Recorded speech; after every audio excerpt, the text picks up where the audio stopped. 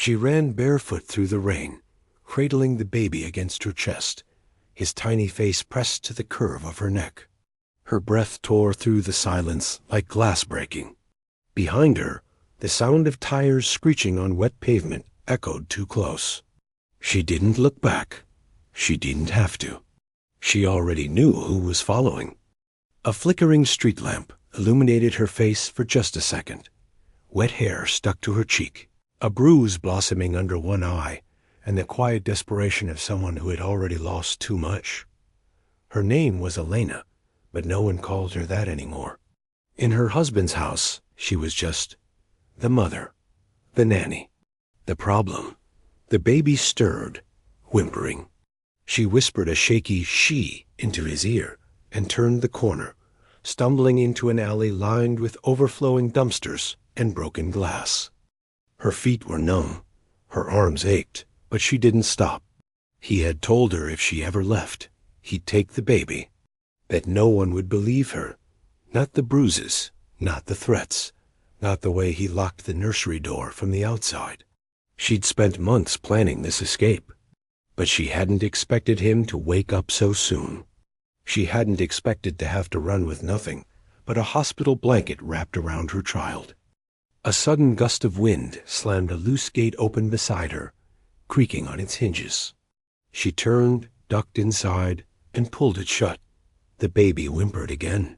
She pressed her lips to his forehead and finally allowed herself to cry, silently, fiercely. She didn't see the eyes watching from the shadows.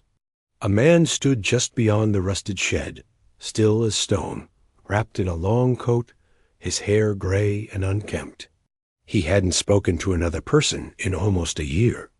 Not since the day he walked out of the glass tower he once owned, leaving behind a name now associated with lawsuits and scandal. People had once begged for a moment of his time. Now they crossed the street when they saw him. But tonight, something cracked in him when he saw her, barefoot, bleeding, holding life like it was all she had left. And somehow, that was enough. "Are you hiding?" he asked softly, his voice rough from disuse. "Or are you running?" Elena spun, shielding the baby. Her eyes were wild with fear. "Don't come near me." He raised his hands in surrender. "I'm not here to hurt you. You were watching me." "I live here," he said, nodding toward a small structure at the back of the lot, half covered in ivy and shadows. "I saw you come in." She looked at him, really looked, and saw not a threat, but a man who looked like he hadn't slept indoors in months. His coat was worn but clean. His voice had no sharp edges. "I don't want trouble," she said. "I believe you." A beat of silence passed between them. The baby whimpered again. She rocked him gently. "You can stay until morning," the man said, not moving an inch closer. "There's warmth, and no one knows this place. Not anymore." Elena hesitated, then nodded once. Inside, the small space smelled of wood and dust. A narrow cot rested against the wall, and a small stove glowed faintly. He didn't ask questions. He poured hot water into a mug and handed it to her. She stared at it for a moment, as if unsure if it were real. He offered her a blanket. She took it, wrapped it around the baby, and sat near the stove. "What's your name?" she finally asked. "Jonah," he said. "Used to be someone. Doesn't matter now." Elena held her child tighter. "It matters to him. Whoever you are now, you opened your door." Jonah studied her in the soft light. "You look like someone who hasn't slept in days. Try months." "Is the baby his?" She nodded. "He's beautiful." "I know." Another silence, but this time it didn't sting. It rested. "I used to build walls," Jonah said suddenly. "Metaphorical ones. Around my name, my wealth, my company. Thought it would keep me safe. Thought it would protect people. But I hurt more than I helped." Elena didn't speak. "One day it all burned," he continued. "Not literally, though I almost wished it had. My wife left. My daughter stopped calling. The press came with teeth. I disappeared. Elena's voice cracked. Do you ever wish you could go back? Every day, he said. But also, no, because now I can finally see people. She looked at him then, not with fear, but with something like recognition. You have a safe place? He asked gently. No, she whispered. Then stay a little longer. She didn't respond, but she didn't get up either. The baby had fallen asleep, his little chest rising and falling against her.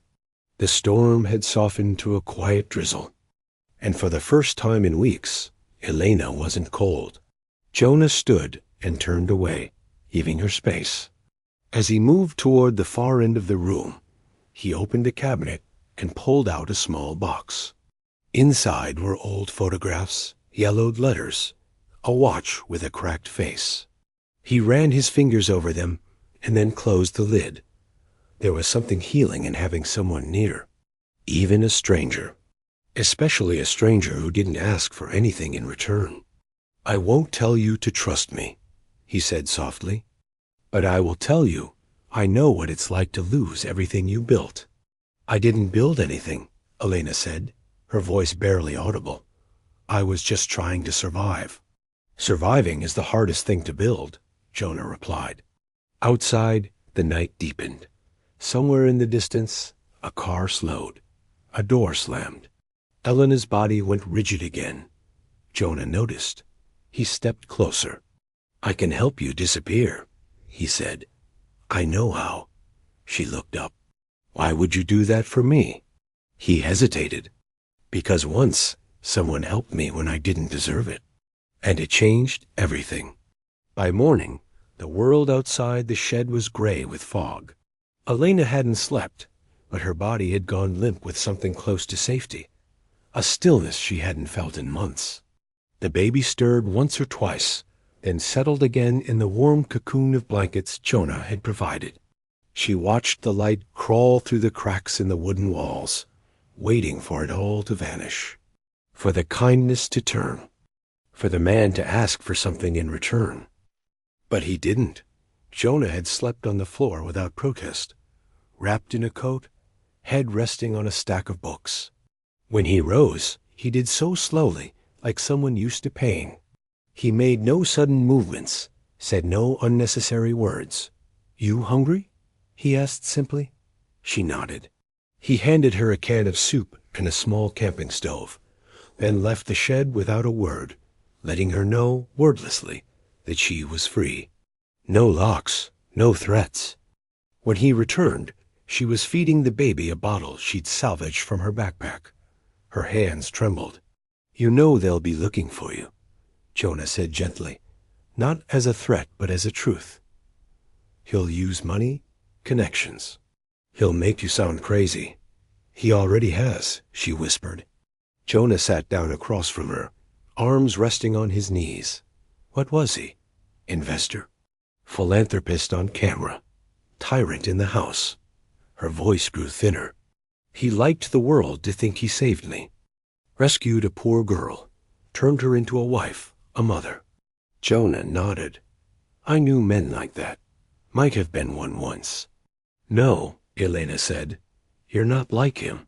He didn't argue, but his eyes dropped to the floor. You ever tried to call the police? He asked. Once. The officer who came knew him. They laughed at me. Jonah's jaw tensed. He have a name I'd recognize? You'd recognize the last name. She hesitated. Bauer, Jonah blinked. Elijah Bauer? He asked, barely above a whisper. She nodded. Jonah leaned back slowly, exhaling like he'd been punched. I used to work with his father, back when I ran Stratwell Holdings. Elijah was always in the background, entitled, cold, obsessed with control. He inherited all of it, Elena said. And added teeth. Jonah's voice darkened. Then you're in more danger than I thought. She said nothing, but her eyes filled with something heavy. Not panic, not fear. A tired kind of knowing. The look of someone who had expected death long before it arrived. I can get you out of the city, Jonah said. I still have contacts. Not many, but enough. Elena shook her head. He'll never stop. He'll burn the whole world down to find us. Then we make sure there's nothing left of the world he built. She looked up sharply. I mean legally, Jonah added. He has enemies. People waiting for someone brave enough to expose him. I don't have proof. You have bruises, he said gently. And your voice. And I have a few documents left from the Stratwell collapse. Ones his family tried to bury. Her breath caught. You'd do that for me? She asked. No, Jonah said softly. I'd do that for him. He nodded toward the baby. So he never has to grow up wondering why no one ever stood up for his mother. A long silence followed, but this time it was full, not empty. That night, Jonah showed her an old laptop powered by a portable battery. Together, they went through files, emails, encrypted folders. Elena's hands trembled as she typed her statement. When she paused, Jonah never rushed her. He made tea. He stayed quiet. On the third day, they heard a knock. It wasn't loud, but it was deliberate. Jonah stood, eyes narrowing. He moved toward the door without panic, peered through the crack in the wood. 2 men in black suits waited outside the gate. A black car idled behind them. Elena's breath hitched. He found us. Jonah looked at her. No, these aren't police. These are private. He moved to the far wall and opened a trapdoor in the floor, nearly invisible beneath a rug. Take the baby, he said calmly. Go down. Don't make a sound. Jonah, I know these types. They're just here to scare. I'll talk. You wait. She obeyed. Every instinct screamed at her to run, but something in his voice kept her still. From below, she could hear the muffled sound of the door opening. Then voices, low, cold. We're looking for a woman and a child. I live alone, Jonah replied. That much should be obvious. There was a report she was seen nearby, possibly came through this alley. Lots of ghosts come through here. No one stays long. Mr. Mercer, Jonah cut him off. You know my name. Then you know I have nothing left, and nothing to lose. Silence. Then the sound of retreating footsteps. The car door closed. Engine started. Gone. Elena climbed back up, clutching her son. You lied, she said, breathless. You said you didn't matter anymore. I don't, Jonah said, sitting back down. But I can still bluff like I do. That night, they slept in shifts. Jonah watched the window. Elena held her son against her chest and whispered stories to him, the kind with stars and rivers and quiet gardens, the kind she never believed in until now. By morning, Jonah had made a decision. We leave tomorrow, he said. There's a woman I used to trust. She runs a safe house now. In Vermont, quiet, off-grid. She won't ask questions. Elena looked at him. And after that? He paused. After that? I go back. I have to finish what I started. There are things I buried. Things that could bring him down. I don't want to leave you, she said, surprising even herself. You won't, he said. You'll just go ahead. She nodded, slowly. Then we go together. Until it's time. Jonah smiled, faint, sad, but real. You're stronger than you think, Elena. No, she said. I'm just finally not alone. They left at dawn. The baby was wrapped tightly to Elena's chest, asleep against the rhythm of her heart. Jonah carried the bag, just one, filled with what little food and documents they had. The streets were still wet from the night's drizzle, but the city was already stirring. Jonah kept to back roads, his stride quiet but purposeful, his eyes constantly scanning shadows. They boarded a local bus heading north, then another, less crowded one. Elena sat in the back, facing the window, always watching for signs. A tinted SUV, a man in a suit, a face from the past. Jonah sat beside her in silence. But his mind was turning. He hadn't touched his old contacts in years. Not since the boardroom burned, and the headlines spat his name like poison. But there were still a few people who owed him. A few who knew the truth of what Elijah Bauer had done to preserve the illusion of empire. It would take time and risk. But Elena had already risked everything. She had nothing left to lose but her son. And Jonah would not let that happen. When they arrived at the edge of Vermont 2 days later, the world felt quieter. Hills replaced buildings. Pines whispered in the wind instead of sirens. Elena exhaled for the first time in what felt like years. The safe house was a small farmhouse hidden behind rows of trees. Ivy climbed its stone walls. A garden grew untamed in the back. A woman in her 60s answered the door, her hair silver, her eyes sharp. "Jonah Mercer," she said flatly. "Hello, Ruth. I told you I never wanted to see you again. And yet here we are." She stared at him for a long time, then looked past him at Elena holding the baby. "She's not yours," Ruth said. "No," Jonah replied, "but he is hers. And they need a place where no one can reach them."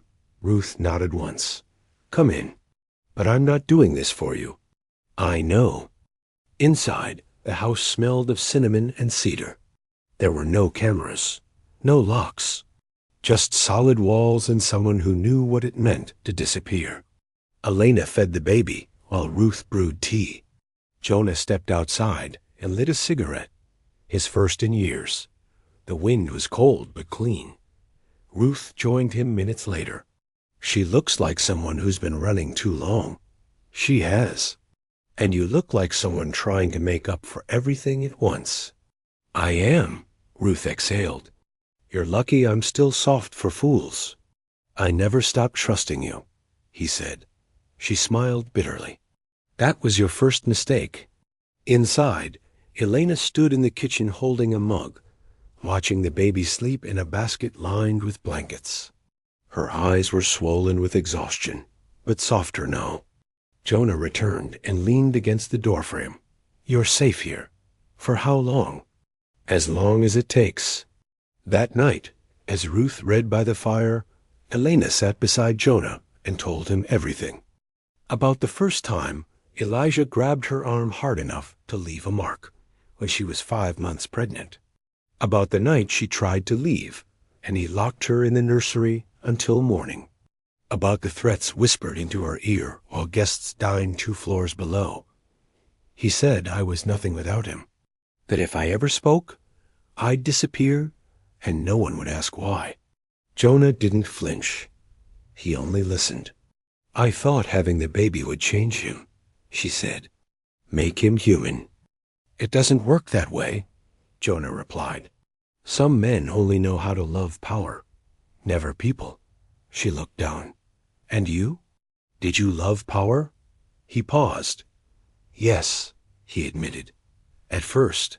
Because it made the silence stop, made people listen, made me feel seen. But it was all hollow. I didn't see what it cost until I lost my family. Do you regret it?" "Every second." They sat together in the firelight, shadows dancing on their faces. The baby stirred. Elena reached for him instinctively, but Jonah gently held out his arms. "May I?" She hesitated, then nodded. He held the child with a reverence that startled her, as if this tiny being might undo all the brokenness in the world just by breathing. "He doesn't know any of it yet," Jonah whispered. "He still believes everything is safe." "Is that naive?" she asked. "It's hope," he said, "and that's something worth protecting." The next morning, Jonah called in a favor. A former lawyer from Stratwell, now quietly disbarred, agreed to meet. Jonah traveled alone. Elena stayed with Ruth, who kept a rifle by the back door and a sharp tongue at the ready. When Jonah returned, he brought news.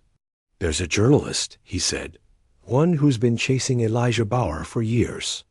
She never had a source. "But if you're willing," Elena stared at him. "What happens if I talk?" You light a fire, Jonah said, and they'll try to put it out. But it'll spread. Especially if I hand over what I have. And the baby? He stays here, with Ruth, until we know it's safe. Elena's eyes filled. You're asking me to walk into hell. I'm not asking, he said softly. I'm telling you you're not alone anymore. If you choose to do this, I'll go with you. Why? He looked at her, and something unspoken passed between them. Because you reminded me who I used to be, Jonah said. And I don't want to die a coward. They arrived in the city at dusk. Elena wore a simple coat, her hair tucked under a knit hat. Jonah walked beside her, a worn leather satchel across his shoulder. Inside, flash drives, paper trails, and a name that once opened any door in the country. Now it was a key to something else. Exposure. The journalist, Carmen Doyle, met them in a dim cafe near the old financial district. She was younger than Jonah expected, with sharp eyes and a voice like steel wrapped in silk. She didn't bother with small talk. I've been chasing Bauer shell companies for 6 years, she said. Blackmail, bribes, silent settlements. But without someone from inside? I was inside, Jonah said, sliding the satchel across the table. So was she. He nodded toward Elena. Carmen turned to her, expression softening. You were his wife? His prisoner, Elena corrected. But yes, legally I wore his last name. Carmen opened the satchel and scanned the contents. Her breath caught. Some of these files, these are sealed corporate audits. Off-book transfers, names I've never been able to link. How did you get this? I wrote them, Jonah replied. Back when I was building the lie. Carmen looked between them. You realize if I publish this, they'll come after you, both of you. We know, Elena said. Her voice didn't shake. And the baby? He's with someone safe, Jonah said. But he won't be if we stay silent. Carmen stared at them for a long time. Then she nodded. I'll need 2 days, maybe 3. You'll have to stay nearby. Jonah already had a plan. A friend from his old life, the only one who hadn't disappeared when the empire collapsed, offered a vacant apartment above a bookstore.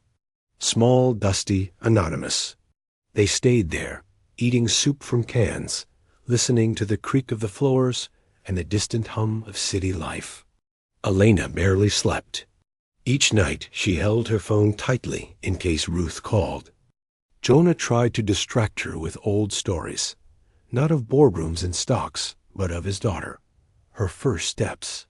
The time she threw cake at a senator during a charity dinner. Elena laughed for the first time in weeks. She doesn't speak to you anymore? She asked gently. No, Jonah said. Not since the truth came out. She thought I sold my soul. She was right. Elena looked at him. You're doing this for her, aren't you? He hesitated. I'm doing it for you. But yes, maybe also for her. On the 3rd day, Carmen called. They know, she said. My email was breached. Someone followed me last night. I think I'm being watched. Are you safe? Jonah asked. For now. But this goes live in 24 hours. After that, I can't protect you. We don't need protection, Elena said. We just need it out there. The next morning, the article dropped. The Bauer Empire, inside the machine of silence. It had everything. Elena's testimony, Jonah's files, secret payments, threats, non-disclosure agreements, a timeline of bruises. The security footage Jonah had smuggled out years ago, never knowing what it might one day mean. The fallout was instant. Headlines screamed. TV anchors stumbled over the details. Protests formed outside Bauer Global. But with it came the inevitable. Ruth called that night. Her voice trembled. They were here, she whispered. 2 men in a black truck. Said they were federal, but they weren't. Is the baby safe? Yes. I sent them away before they could get near. But they'll be back. Jonah turned to Elena. We have to go. Now. They didn't make it to the train station. Halfway through the alley, a black car swerved in front of them. Jonah pushed Elena behind him. 3 men stepped out. Elijah sends his regards, one said. Jonah's fists clenched. He won't walk away from this. Neither will you. The first punch came fast. Jonah stumbled, blood in his mouth. Elena screamed. She tried to run. They grabbed her by the arm. Then came the sound none of them expected. A siren, then 2 more. Police vehicles skidded into the alley. The attackers scattered, but it was too late. Carmen stepped out of one of the cars, holding up her press badge. Got it all, she said breathlessly. Video, audio, every second. The officers restrained the men. One shouted a name. Tell Elijah this isn't over. But it was, because Carmen wasn't the only one who'd recorded it. Bystanders had too. It was already online. Jonah, still bleeding, leaned against the wall. Elena knelt beside him, pressing her coat against his ribs. You're not allowed to die, she whispered. You're part of this now. He smiled, even through the pain. Not dying, just remembering how it feels to bleed for something that matters. Sirens faded, cameras flashed. But Elena's world narrowed to one truth. She wasn't afraid anymore. She had spoken. She had been heard. And someone, finally, had fought beside her. The hospital room was quiet, except for the soft beep of monitors and the rain against the window. Jonah lay still, stitched and bandaged, one arm immobilized. His eyes opened slowly to find Elena sitting beside him, the baby curled asleep in her lap. Her fingers brushed the child's hair as she watched Jonah, not with fear, not with pity, but with something deeper, gratitude and grief. You're lucky, she whispered. The doctor said 1 inch closer, and it would have hit your lung. Jonah tried to smile, but it hurt. I told you. I don't go quietly. No, she said. You came back for us. Even when you didn't have to. Jonah looked at her. I had to. Outside the door, Carmen paced with a clipboard. Her article had gone international. Bauer Global's stock had crashed within 48 hours. Multiple investigations were underway. Elijah had issued a statement through a lawyer. Cold, clinical, denying everything. But it was too late. Too many voices had come forward now. Women, employees, former partners. The silence had cracked, and the empire was falling, brick by brick. Still, Carmen warned them. Don't think it's over. He has money, reach. He'll go underground, maybe try again from the shadows. You need to vanish, not hide. Vanish, Jonah agreed. And he had a plan. 2 months later, the farmhouse looked the same, but it didn't feel the same. Ruth had let Jonah and Elena stay. Not just for a while, for good. The baby had his own room now, with soft yellow walls, and a hand-sewn mobile above his crib. Ruth said she didn't believe in second chances, but she made soup every Sunday and sang lullabies when she thought no one was listening. Elena worked in the garden. She planted lavender, tomatoes, basil. Each afternoon, she carried the baby on her hip and walked among the tall grass, whispering little dreams into his ear. She no longer jumped at every sound. She smiled more. Her voice had grown stronger, rounder, like it belonged to someone who believed in tomorrow. Jonah built things. A wooden bench, a chicken coop, a fence along the back of the field. He still limped from the alley, and his hand shook when he tried to write, but he didn't let it stop him. Each day, he carved something out of the silence. Usefulness, dignity, presence. They never spoke Elijah's name now. Not out of fear, but because he no longer deserved space in their mouths. What mattered was the baby's laughter in the morning, and the way Ruth rolled her eyes when Jonah tried to cook, and the way Elena hummed while folding blankets, unaware she was doing it. One evening, as the sun fell behind the hills, Elena sat beside Jonah on the porch. The baby slept inside, and the world smelled like pine and earth. "I didn't think I'd survive," she said quietly. "Not just him. The aftermath. The shame. The voice in my head that kept saying, 'Maybe I deserved it.'" "You didn't," Jonah said. "You never did. I know that now," she said, "because you showed me what care looks like, what love isn't supposed to cost." Jonah looked down at his hands, weathered and lined. "You gave me something too." "What?" "Purpose," he said. "After I lost my company, my family, my name, I thought that was it. Just me and my regret. But then you showed up, holding something small and breakable. And I remembered there's still something worth protecting in this world." Elena reached out, took his hand. "Do you ever miss your daughter?" she asked. "Every day." "Will you try to find her?" "I don't know if she wants to be found. Maybe you should let her decide that." Jonah smiled faintly. "Maybe I will." They sat together, wrapped in silence. Not emptiness, comfort. Weeks passed, and one morning a letter arrived. No return address. Jonah opened it slowly. Inside was a single sheet of paper. A short note. "Dad, I read the article. I saw your name. I thought I was done with you. But ... you saved someone. You mattered to someone. That's more than most people ever do. Maybe someday we can talk." His hands shook. Elena read the letter over his shoulder, then said nothing.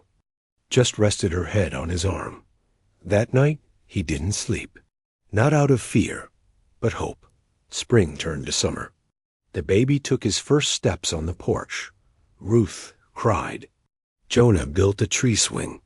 Elena baked bread from scratch and laughed when it came out like stone. They had no television, no headlines, just wind and sky. They weren't trying to forget. They were building something else. Not a fairy tale, not a fantasy, but a family. One born not from blood, but from fire, from ruin, from choice. One afternoon, as the baby napped in the sun, Alana found Jonah staring at the hills. "Do you think he'll come back?" she asked. "Elijah?" She nodded. Jonah paused. "He might try. Men like him don't like being exposed. Then what do we do?" He looked at her. "We stay ready, we stay honest, and we don't run." Elena looked down at her son. "He'll grow up knowing the truth." "Yes," Jonah said. "And he'll know that his mother didn't break. She rebuilt." They stood there, in the golden light of late afternoon, as the wind carried the smell of rosemary and pine across the field. The world hadn't been fixed, but a small piece of it, right here, on this quiet patch of earth, had been rewritten. With courage, with scars, with love. And for the first time in a long time, that was enough.